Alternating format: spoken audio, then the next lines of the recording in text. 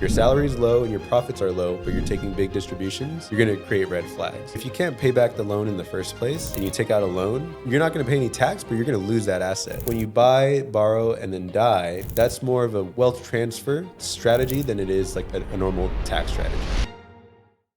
Is it like an hourly rate? There's an hourly rate that considered reasonable, or? You can do a blended hourly rate. So, considering how much time I spend as a janitor, CEO, marketing manager, whatever it is, let's say $30 an hour blended, right? Some of that time is like $50 an hour pay. Some of it is the minimum wage, $20 an hour or something like that. So you can do just one flat rate that's kind of blended and be reasonable like that.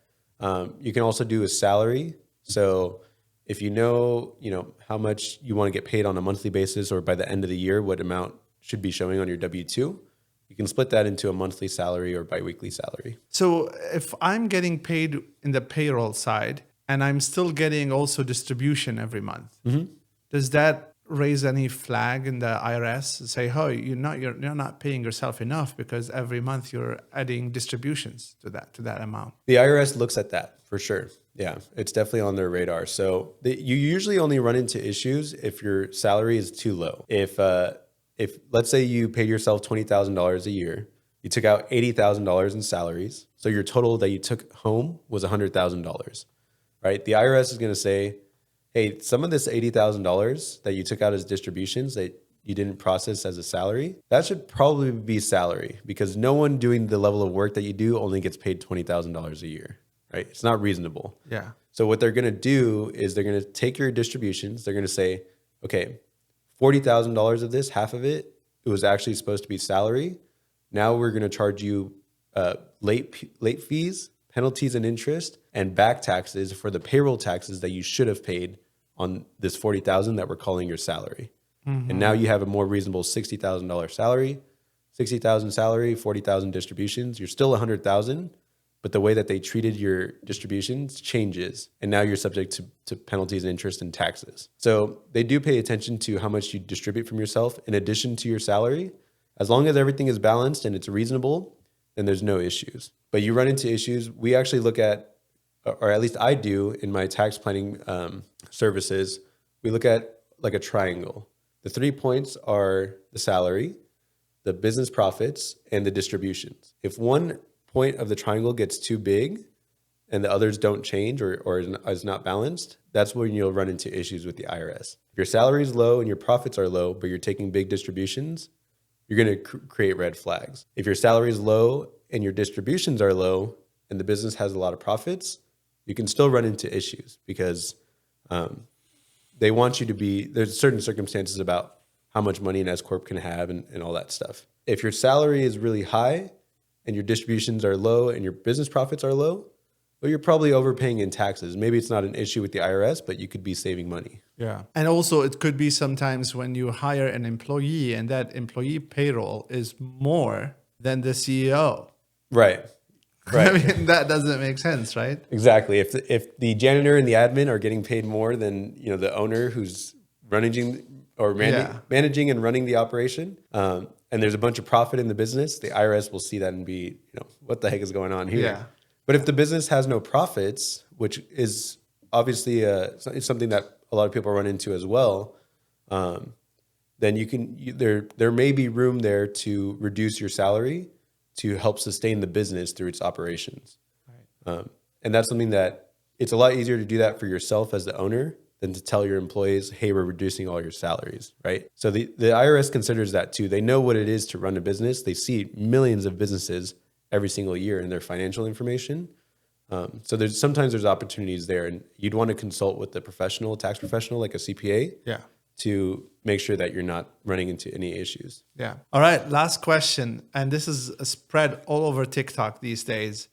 They say, okay, any business owner should buy assets, take loan against assets, and never sell.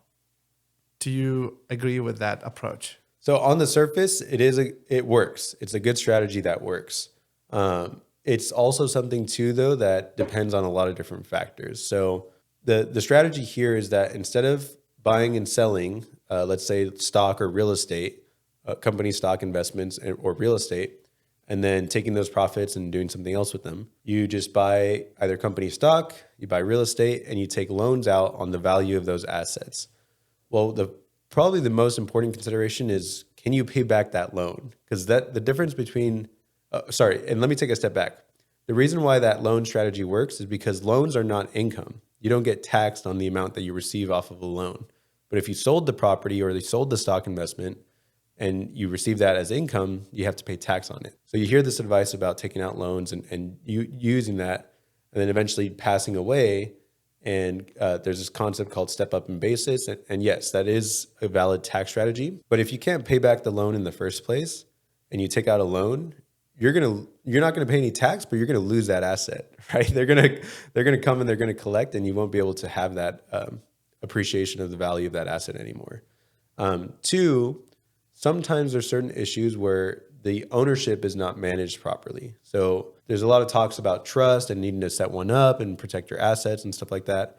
All that stuff is very important. So if you don't even have the funds to manage the trust or to manage it properly, whether you take out a loan or you sell the asset is not going to change the outcome of the tax situation, because the trust is not set up properly. You pass away, then now the state or the federal government is administering how those assets are passed to the next generation. When you buy, borrow, and then die, that's more of a wealth transfer strategy than it is like a normal tax strategy. The concept is that if you or your parents buy a property, you don't sell the property for 20, 30 years, you live a good full life. You want to leave it to your kids. Let's say when you bought the property, it was worth $300,000. Now, 30 years later, it's worth $1 million. Well, if you sell that property, that's $700,000 of capital gains that you'll have to pay tax on. If you die with that property, it passes on to your heirs. Your kids or whoever will inherit it, and they're going to inherit a property worth $1 million instead of $300,000. So now if they want to sell that property, there's no gain for them, because if they inherited it at $1 million and they sold it for $1 million, there's no gain for them to pay tax on. That's how that tax strategy works. But it only makes sense, if you're setting up generational wealth, if you have the trust in place, if you have professionals who are helping advising you on the cash flow and making sure that it makes sense. I have clients who, working with real estate investors, I present certain ideas to them about, okay, here's how you should manage your real estate. They're like, that's not worth the trouble at all. I've got too many things going on. Maybe they're managing a business or they don't want to have to deal with tenants and issues and repairs and maintenance. They're like, okay, you know what? We're not going to do that strategy. And that's totally fine too, because you want that strategy to align with their personal goals. Correct. Well, that was great. Thank you so much, Claudio. Yeah, of course. Thank you. Awesome. Good questions. Cool.